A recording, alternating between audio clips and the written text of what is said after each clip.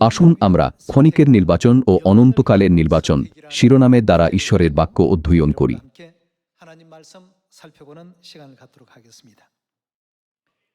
এই জগতে বাস করার সময় অনেক লোকেরাই চিন্তিত থাকে, কিভাবে জীবন কাটালে আমি বলতে পারবো যে আমি ভালোভাবে বেঁচেছি।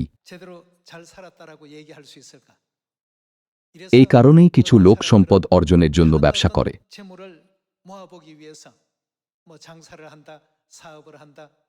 সম্পদ অর্জনের জন্য তারা নানা উপায় চেষ্টা করে ও কঠোর পরিশ্রম করে। অন্যরা এই পৃথিবীতে সম্মান খোঁজে।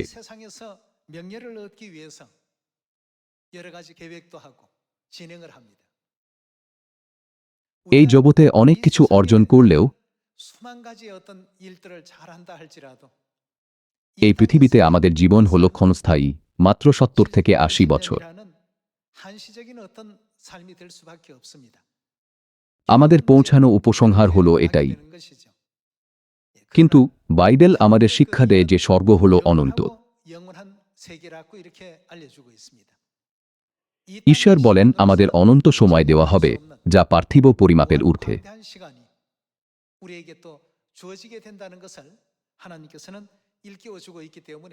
তাই আমাদের নিজেদের জিজ্ঞাসা করা উচিত, আমাদের কি ক্ষণিকের জন্য বাঁচা উচিত, নাকি যা অনন্ত সেটা বেছে নেওয়া উচিত।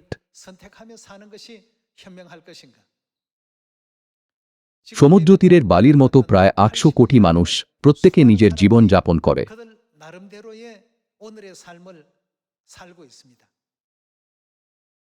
এই জীবন পৃথিবীর প্রতিটি মানুষকে সমানভাবে দেওয়া হয়েছে।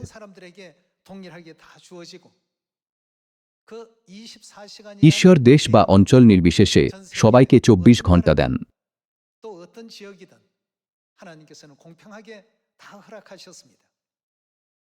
কেউ কেউ কেবল পৃথিবীতে এই সংক্ষিপ্ত জীবনের জন্য বেঁচে থাকে।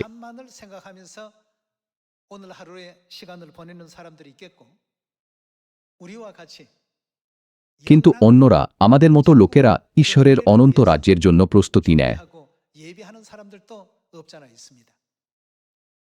বিশ্বাসের পূর্বপুরুষ সলোমন সর্বোত্তম জীবনযাপন করেছিলেন, যা পৃথিবীর সকল মানুষ আকাঙ্ক্ষা করে।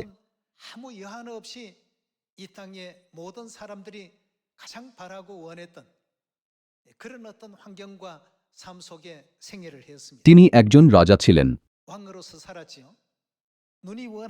তার চোখ যা কিছু চেয়েছিল সেটা করতে তিনি বাধা দেননি, এবং ক্ষমতা, ধন সম্পদ ও খ্যাতিসহ তিনি যা কিছু চেয়েছিলেন তা সবই পেয়েছিলেন।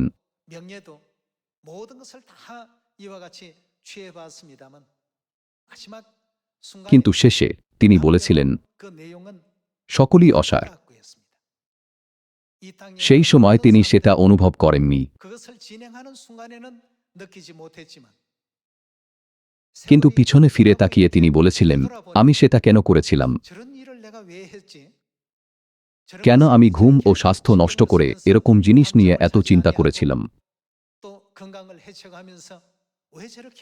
অতীতে ফিরে তাকিয়ে তিনি কি বুঝতে পেরেছিলেন? তিনি বলেছিলেন যে সবকিছুই অসার ছিল। তিনি অন্ধভাবে অসার জিনিসের পিছনে ছুটেছিলেন।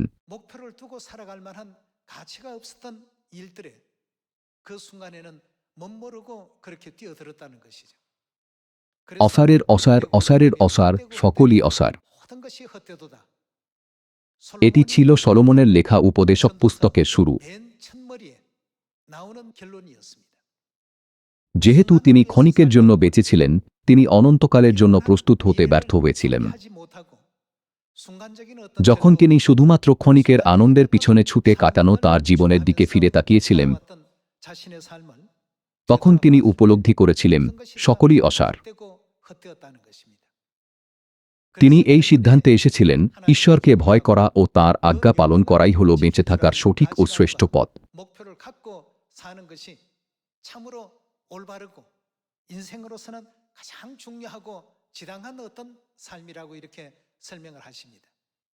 এটা দেখে আসুন আমরা নিজেদের জিজ্ঞাসা করি, আমরা কি ক্ষণিকের জন্য বাঁচব, নাকি অনন্তকালের জন্য বাঁচব?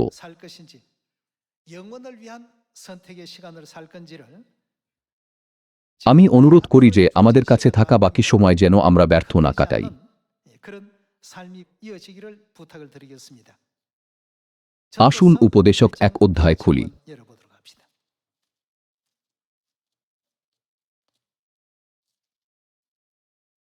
উপদেশক 1 অধ্যায় 1 পদ। 보시면 উপদেশকের কথা, তিনি দায়ুদের পুত্র, জেরুসালেমস্থ রাজা। 전도자가 가로되 উপদেশক কহিতেছেন, অসারেল অসার, অসারেল অসার, ফলি অসার। 것이 헛되도다. মনুষ্য সূর্যের নিচে যে পরিশ্রমে পরিশ্রান্ত হয়, তাহার সেই সমস্ত পরিশ্রমে তাহার কি ফল দেখিতে পায়? এক পুরুষ চলিয়া যায়, আর এক পুরুষ আইসে, কিন্তু পৃথিবী নিত্যস্থায়ী। সূর্য উঠে, আবার সূর্য অস্ত যায়, এবং সত্তর স্বস্থানে যায়, সেখানে গিয়া উঠে। বায়ু দক্ষিণ দিকে যায় ও ঘুরিয়া ঘুরিয়া উত্তর দিকে যায়, নিরন্তর ঘুরিয়া ঘুরিয়া আপন পথে যায়, এবং বায়ু আপন চক্রপথে ফিরিয়া আসে। জলস্রোত সকল সমুদ্রে প্রবেশ করে, তথাচ সমুদ্র পূর্ণ হয় না।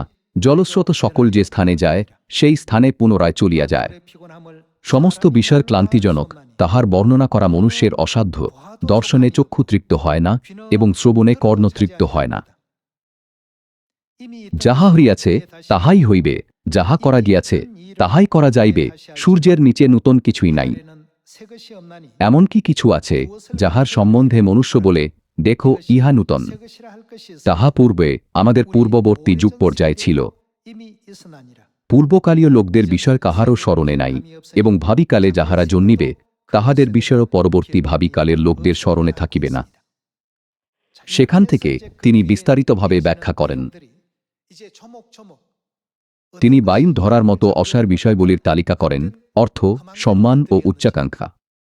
사람들이 추구하는 물질 소유욕, 또 명예 소유욕, 또 온갖 그 공명심에 대한 부분들까지 তিনি কোনো প্রকৃত লাভ খুঁজে পাননি। 알고 보니까 결국에는 자신에게 유익되는 일은 아무것도 없었다는 사실을 কেবলমাত্র সলোমনই ছিলেন না। 솔로몬만 그런 것이 아닙니다. বিখ্যাত বীর মহান আলেকজান্ডারের একটি বড় স্বপ্ন ছিল।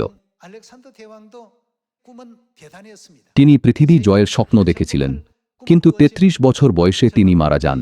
তার শেষ ইচ্ছা ছিল, আমার হাত আমার কফিনের বাইরে ঝুলিয়ে রাখবে, যাতে লোকেরা দেখতে পায় যে আমি খালি হাতেই যাচ্ছি। 마지막 유언으로 그걸 남기고 죽었습니다. প্রতিটি শিশু মুষ্টিবদ্ধ হয়ে জন্মায়। 또 태어날 때는 주먹을 쥐고 태어난답니다. তারা জন্ম থেকেই সবকিছু আঁকড়ে ধরতে, পৃথিবী দখল করতে চায়। 쟁취하겠다. 이런 어떤 욕망으로 태어나지만 갈 때는 কিন্তু যখন তারা চলে যায়, তারা কিছুই না নিয়ে খালি হাতে যায়।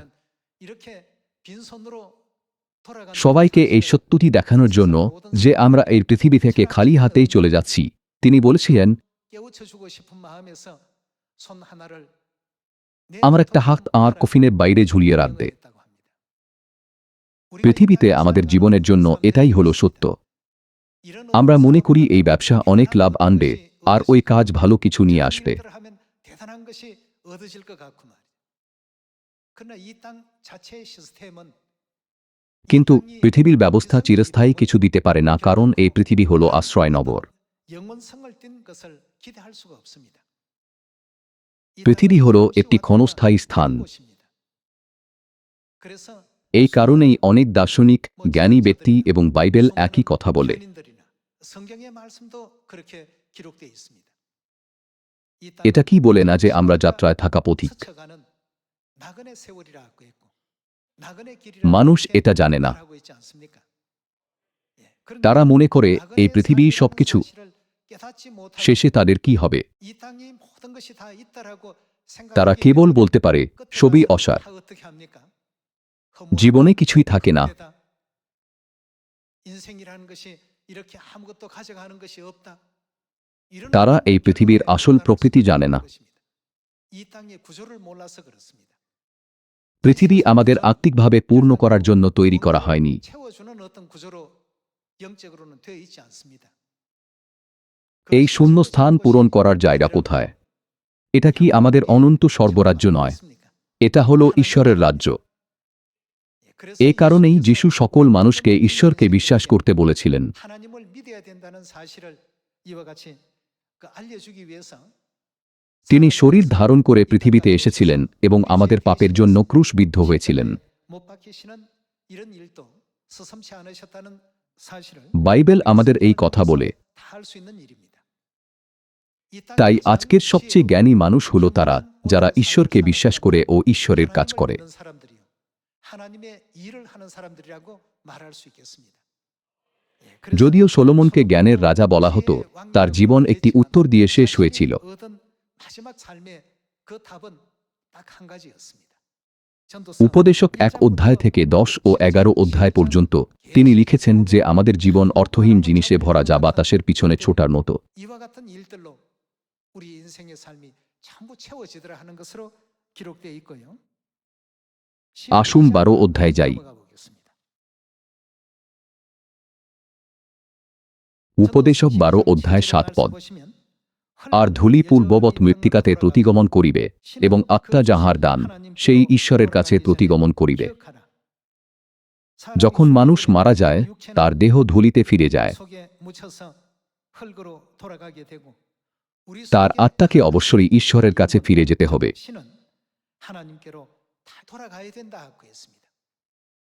তাহলে আমাদের আত্মাই জীবনের মূল সত্তা, তাই না? আত্মা এখন একটি দেহে বাস করে,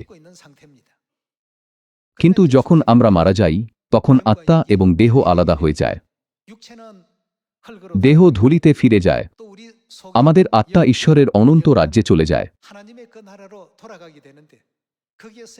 তারপর সিদ্ধান্ত নেওয়া হয় আমরা কি স্বর্গে যাব নাকি চিরতরে নরকে শাস্তি পাব। বাইবেল বলে যে আমাদের ভবিষ্যৎ তখনই নির্ধারিত হয়। এটি উপদেশক পুস্তকের লেখক সলোমনের উপসংহার। আসুন 8 পদ দেখি। তিনি কি বলেন? উপদেশক কহিতেছেন, অসারের অসার, সকলই অসার। এখন এটি পড়ে আপনাদের মনে হতে পারে বাইবেলের লেখা খুবই দুঃখজনক এবং আশাহীন।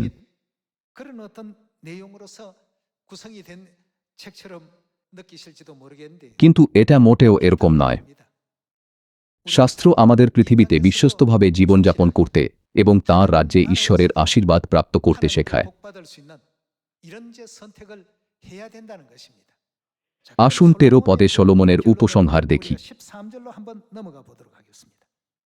আসুন 13 পদ দেখি। আইসো আমরা সমস্ত বিষয়ের উপসংহার শুনি। ঈশ্বরকে ভয় করো ও তাঁহার আজ্ঞা সকল পালন করো, কেননা ইহাই সকল মনুষ্যের কর্তব্য। তিনি এই সিদ্ধান্তে উপনীত হন যে পৃথিবীতে বেঁচে থাকার সবচেয়ে বুদ্ধিমান উপায় হল ঈশ্বরকে ভয় করা এবং তাঁর আজ্ঞা পালন করা।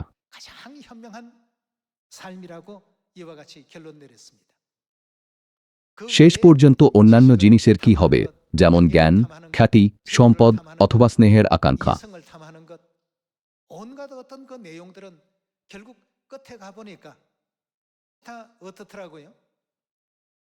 রাজা সলোমন বলেছিলেন, আমি জানিলাম যে তাহাও বায়ুভক্ষণ মাত্র, সহজ কথায় কিছুই অবশিষ্ট থাকে না এবং কিছুই অর্জিত হয় না। এটা শুধু সলোমনের ক্ষেত্রেই সত্য নয়, বরং বিশ্বের মহান ব্যক্তিত্বদের ক্ষেত্রেও সত্য, যারা সবাই একই গল্প বলেন। এটা কি কেবল মহান ব্যক্তিদের ক্ষেত্রেই সত্য? সাধারণ লোকেদের ক্ষেত্রেও একই কথা। এমনকি সাধারণ লোকেরাও বলে, যখন আমি যুবক ছিলাম আমি অসাধারণ ছিলাম, কিন্তু বৃদ্ধ হওয়ার সাথে সাথে বন্ধু, প্রতিবেশী এবং সবাই ছেড়ে চলে গেল বা মারা গেল।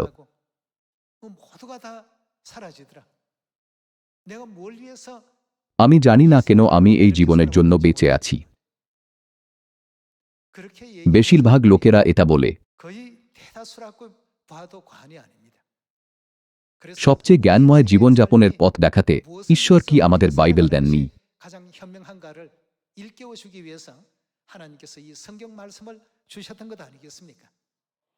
উপদেশক পুস্তকের 12 অধ্যায়ে সলোমন বলেছিলেন, আইসো আমরা সমস্ত বিষয়ের উপসংহার শুনি, ঈশ্বরকে ভয় করো ও তাঁহার আজ্ঞা সকল পালন করো। তিনি বলেছিলেন যে এটি আমাদের জীবনযাপনের সবচেয়ে ধার্মিক উপায়। তিনি সব চেষ্টা করেছিলেন। তিনি রাজা ছিলেন, তার অনেক স্ত্রী ও উপপত্নী ছিল, কিন্তু সব বৃথা ছিল। সলোমনের বিপুল সম্পদ ছিল, কিন্তু তার বিপুল সম্পদ, জ্ঞান এবং সম্মান সবই বৃথা ছিল। জীবনের শেষ সময়ে তিনি দেখেছিলেন যে তিনি যা কিছু অর্জন করেছেন সেগুলি তাকে বাঁচাতে পারে না।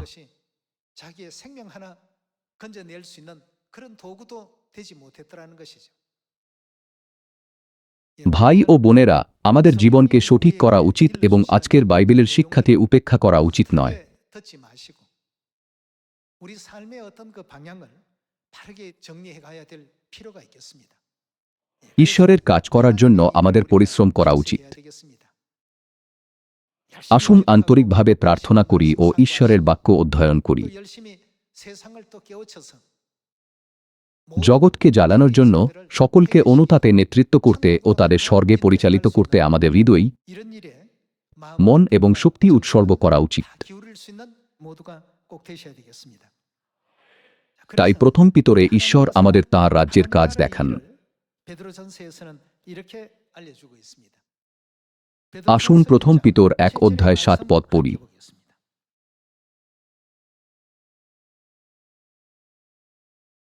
প্রথম পিতর 1:7 যেন যে সুবর্ণ নশ্বর হইলেও অগ্নি দ্বারা পরীক্ষিত হয়, তাহা অপেক্ষাও মহামূল্য তোমাদের বিশ্বাসের পরীক্ষা সিদ্ধতা যীশুখ্রিস্টের প্রকাশকালে প্রশংসা, গৌরব ও সমাদরজনক হইয়া প্রত্যক্ষ হয়। তোমরা তাহাকে না দেখিয়াও প্রেম করিতেছ, এখন দেখিতে পাইতেছ না, তথাপি তাহাতে বিশ্বাস করিয়া অনির্বচনীয় ও গৌরবযুক্ত আনন্দে উল্লাস করিতেছ। এবং তোমাদের বিশ্বাসের পরিণাম অর্থাৎ তোমরা কি পাচ্ছ, আত্মার পরিত্রাণ প্রাপ্ত হইতেছ। আমাদের আত্মা পরিত্রাণ পেলে আমরা কোথায় যাব? আমরা স্বর্গরাজ্যে যাব। পাপের ক্ষমা পেয়ে অনন্ত রাজ্যে প্রবেশ করব।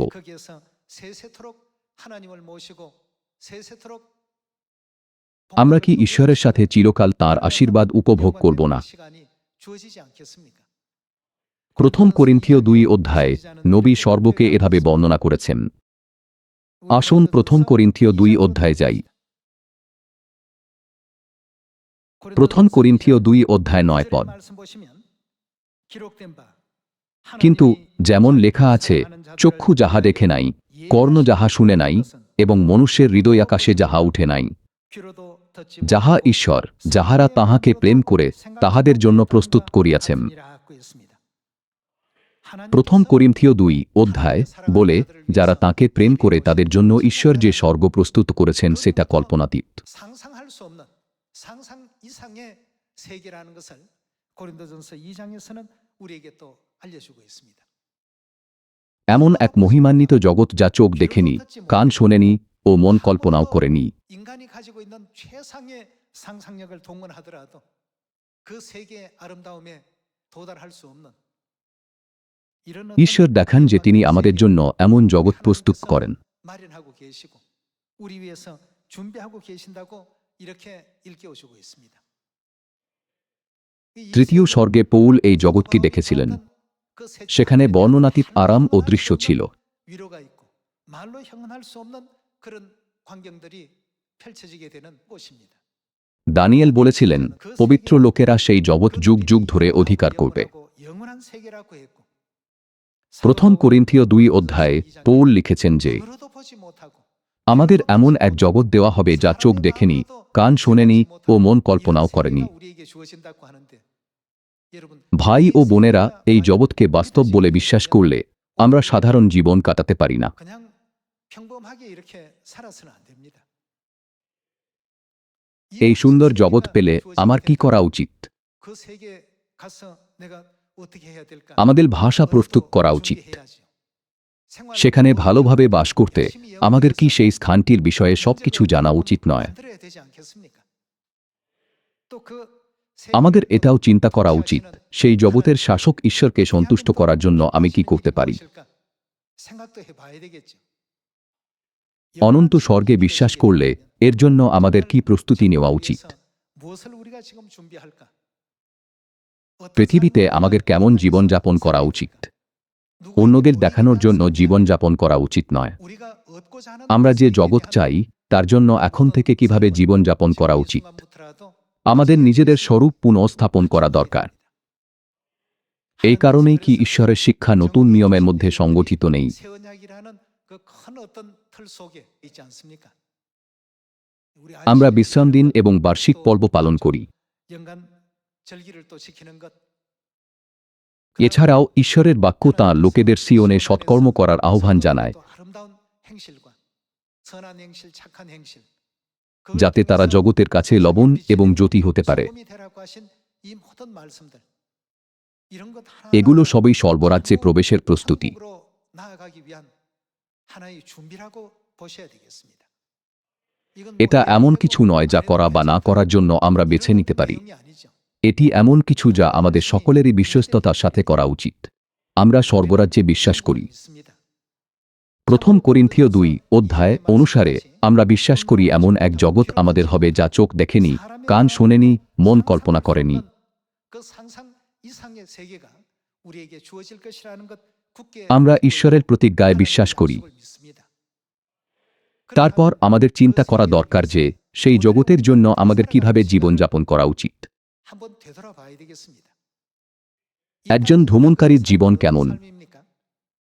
একজন বাসিন্দার জীবন একজন ভ্রমণকারীর জীবন থেকে আলাদা। বাড়ির ওয়ালপেপার জীর্ণ বা দাগযুক্ত হলে বাসিন্দারা অভিযোগ করতে পারেন। 아니면 더럽게 때가 탔거나 이렇게 되면 불평할 수 있습니다. তারা হয়তো অভিযোগ করতে পারে এবং এটি ঠিক করার চেষ্টা করতে পারে। 대책이나 조치를 취할 수 কিন্তু 있겠지만 ভ্রমণকারীদের বিষয় কি? 그때는 어떻습니까? ভ্রমণকারীদের অভিযোগ করার দরকার নেই। পরের দিন সকালে তারা চলে যাবে। এই কারণেই ঈশ্বর আমাদের পার্থিব জীবনকে ভ্রমণকারীর জীবন বলেছেন। আমাদের জীবন এইরকম। আমাদের জীবনকে কি তীর্থযাত্রা বলা হয় না? কখনো কখনো আমরা পরিষ্কার ওয়ালপেপারযুক্ত বা সামান্য নোংরা বাড়িতে থাকতে পারি।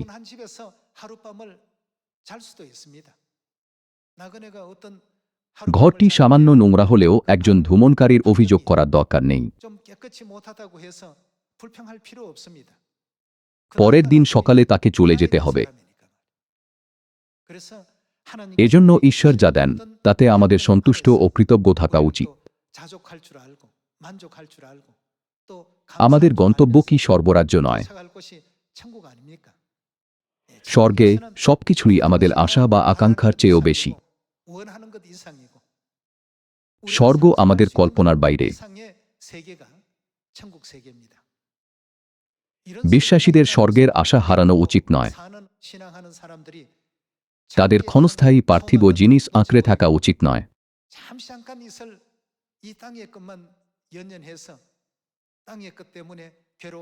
পার্থিব বিষয়ে যেন আমাদের আবদ্ধ করে দুঃখ না দেয়।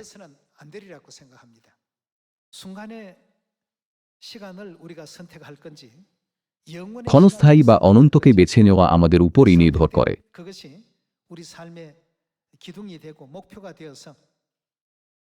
আমাদের নির্বাচনী জীবনের পথপ্রদর্শক ও লক্ষ্য হোক ঈশ্বরের অনন্ত রাজ্যের আকাঙ্ক্ষায় স্বর্গের পুরস্কারের জন্য আমাদের ভালোভাবে বাঁচা উচিত।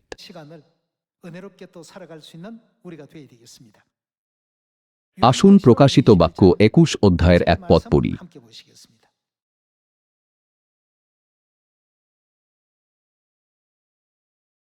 প্রকাশিত বাক্য 21 অধ্যায়ের 1 পদ। পরে আমি এক নূতন আকাশ ও এক নূতন পৃথিবী দেখিলাম, কেননা প্রথম আকাশ ও প্রথম পৃথিবী লুপ্ত হইয়াছে এবং সমুদ্র আর নাই। এক নূতন আকাশ ও এক নূতন পৃথিবী মানে ঈশ্বরের দ্বারা প্রস্তুত মহিমান্বিত স্বর্গ। সেখানে কি ঘটবে সেটা দেখার জন্য আসুন পদ 4 পড়ি। আসুন 4 পদ পড়ি। আর তিনি তাহাদের সমস্ত নেত্রজল মুছাইয়া দিবেন এবং কি আর হবে না, মৃত্যু আর হইবে না। যেহেতু মৃত্যু পাপ থেকে আসে, এর অর্থ পাপ আর নেই। অন্য কথায় আর মৃত্যু নেই মানে অনন্ত জীবন আছে।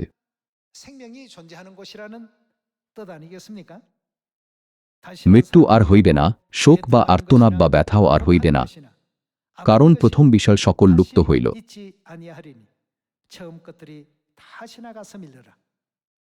আর যিনি সিংহাসনে বসিয়া আছেন, তিনি কহিলেন, দেখো, আমি সকলই নূতন করিতেছি। পরে তিনি কহিলেন, লিখো, কেননা এ সকল কথা বিশ্বসনীয় ও সত্য। এটি শারীরিক জগতে আমাদের পরিচিত জীবন নয়।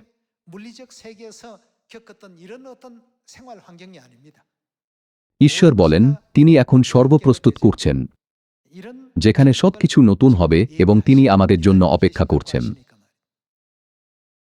আমাদের সংক্ষিপ্ত পার্থিব জীবন অনন্ত জীবনের থেকে শ্রেষ্ঠ হতে পারে না।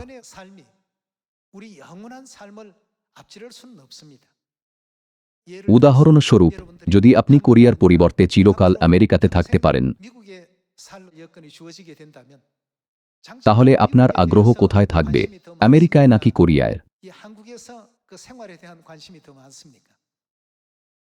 কল্পনা করুন, আপনি আজ এখানে আছেন, কিন্তু আগামীকাল থেকে আমেরিকায় থাকবেন। আপনি তাদের ভাষা, সেখানকার ব্যবস্থা ও মানুষের পছন্দ শিখবেন। আপনি ভাববেন, আমি এভাবে থেকেছি, কিন্তু মানিয়ে নিতে হলে আমার কি কমতি আছে সেটা খুঁজে সেই শূন্য স্থান পূরণ করার চেষ্টা করবেন। এই পৃথিবী আমাদের কাছে এরকমই। স্বর্গ হল অনন্ত জীবনের জন্য। পৃথিবীতে ৩০ বা ৪০ বছর এক পলকে কেটে যায়। যদিও আমরা পৃথিবীতে বাস করি, আমাদের আসল ঘর, আমাদের আত্মিক ঘর কি স্বর্গ নয়?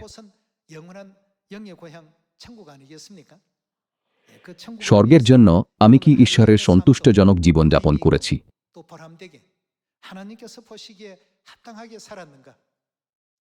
আমি কি সৎ ছিলাম? আমি কি ঈশ্বরের মহিমা করেছি? আসুন আবার চিন্তা করি, আমি কি এখনের জন্য নির্বাচন করছি নাকি অনন্তকালের জন্য?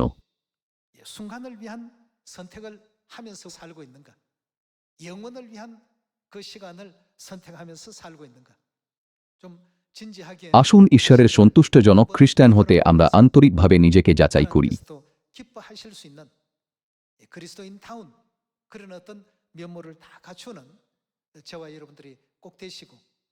আমি আপনাদের এই অন্ধকার জগতে আশা আনতে ও অন্যদের স্বর্গের আশা দিতে অনুরোধ করি।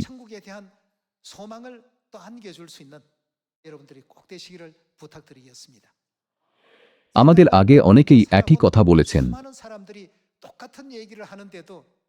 কিন্তু অভিজ্ঞতার অভাবে আজকের মানুষ বলে, আমার জীবন আলাদা হতেই হবে।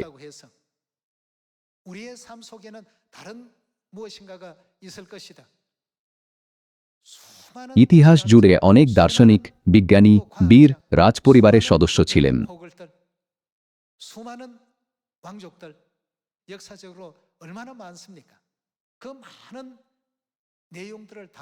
তাদের সব গল্পই সলোমনের সাথে মেলে।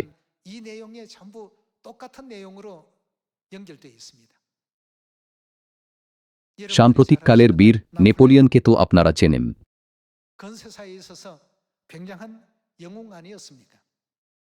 তাকে সেন্ট হেলেনা দ্বীপে পাঠানো হয়েছিল। মৃত্যুর আগে তিনি বলেছিলেন, যিশুকে ব্যর্থ মনে হলেও এখন তিনি জগৎকে শাসন করেন। আমাকে সফল মনে হলেও আমি এই ছোট দ্বীপে একা মরছি।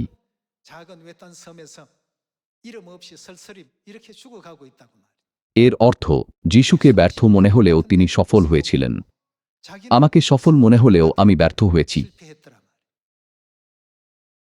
এই বিষয়ে চিন্তা করে আমি অনুরোধ করি, আপনারা ও আমি যেন অনুগ্রহপূর্ণভাবে খ্রিস্টের সফল জীবন অনুসরণ করি।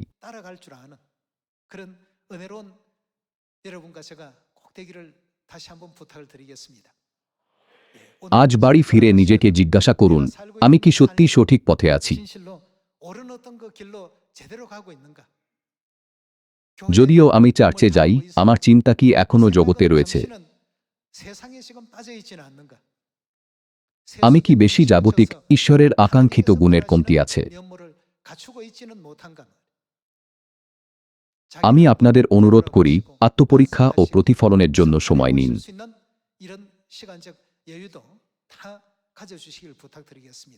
এইভাবে আসুন আমরা প্রতিদিন ঈশ্বরের সাথে স্বর্গরাজ্যের দিকে হাঁটি।